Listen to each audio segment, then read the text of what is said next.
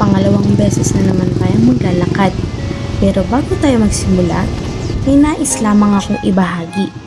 Huwag na tayong magpaligoy-ligoy pa. Tara, samahan niyo ko ulit maglakad.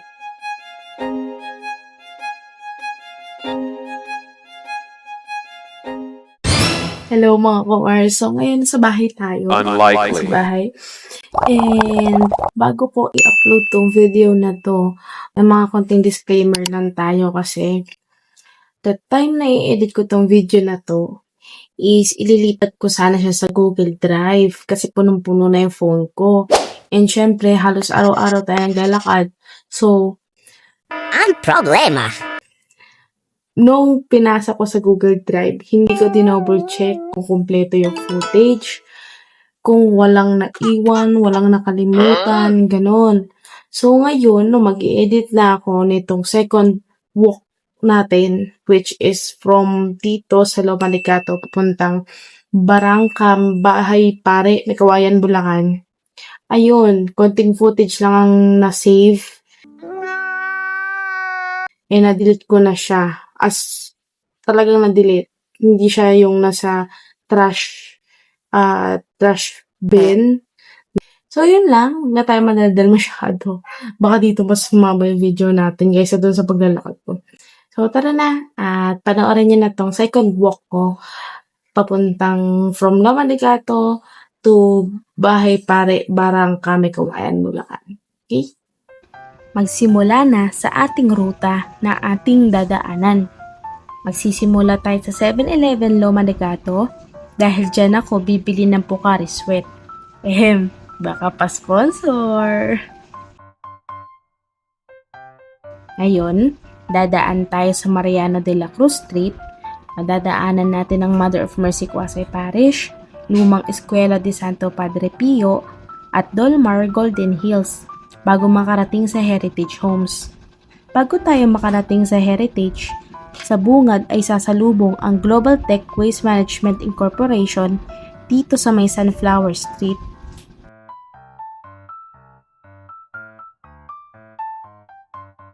Dahil walang imahe ang gate ng Heritage Homes, kaya tumungo agad tayo sa Petron Bahay Pare Road.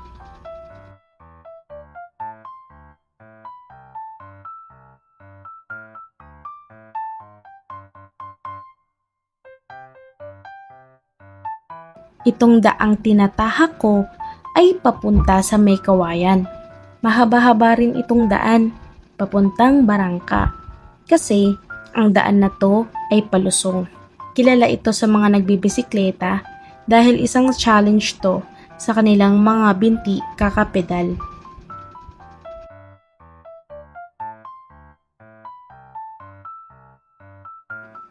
Kung ating susumahin, ang ating paglalakad ay aabuti ng 1 hour at 6 minutes pagkasama na ang pabalik.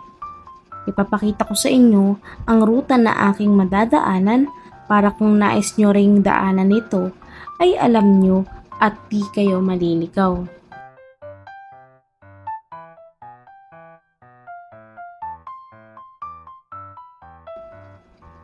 Ang daan na to ay 10 minutes kung nakasasakyan, 9 minutes kung nakamotor, 53 minutes kung ikaw ay mamamasahe, at 53 minutes din kung lalakarin. Sumatotal na 7.2 km ang total distansya nito papunta at pabalik. Ulat oh!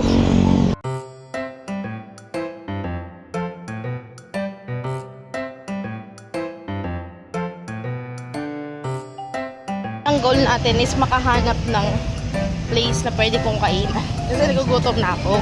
And yung fasting ko tapos na. Alam ko na talagang kumain. Tapos, kulang na lang natin ngayon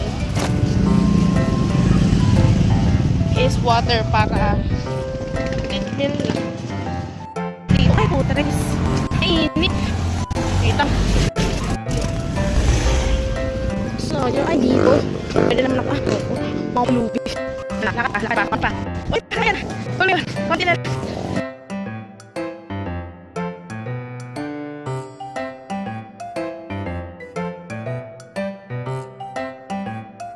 Ay, ako. Pwede ko maghawak ang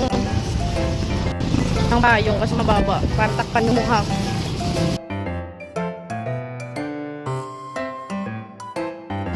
Mukhang makakain na tayo rito.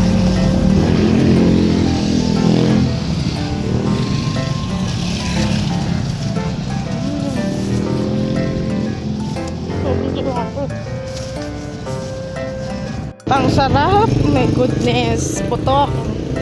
Uy.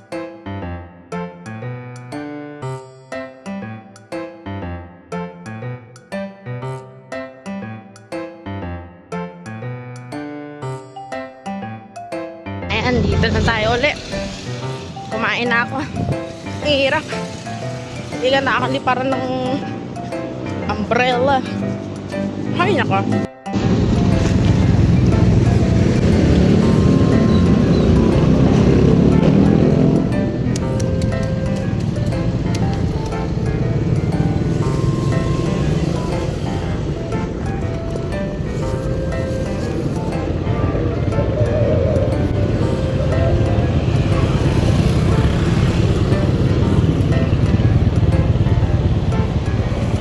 Nauli ako ng palabas na uli ako ng Heritage. Ayun. Okay, pa-out na uli ako Heritage. Papunta na ang bisita. Papunta na ng school ng anak ko. Mga baka is real. Corn beef. Kumbaga elevated yung daan. Pagod dito. Pataas.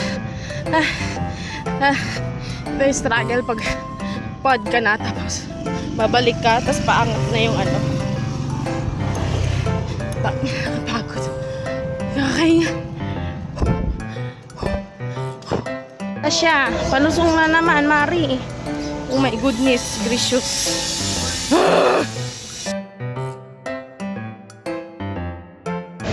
Pabili po. Pabili.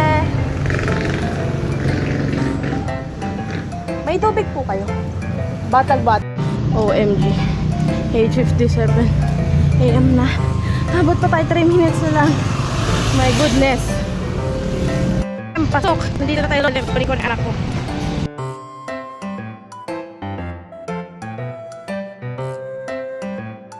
Yun lang ang ating pangalawang paglalakad mga kumars.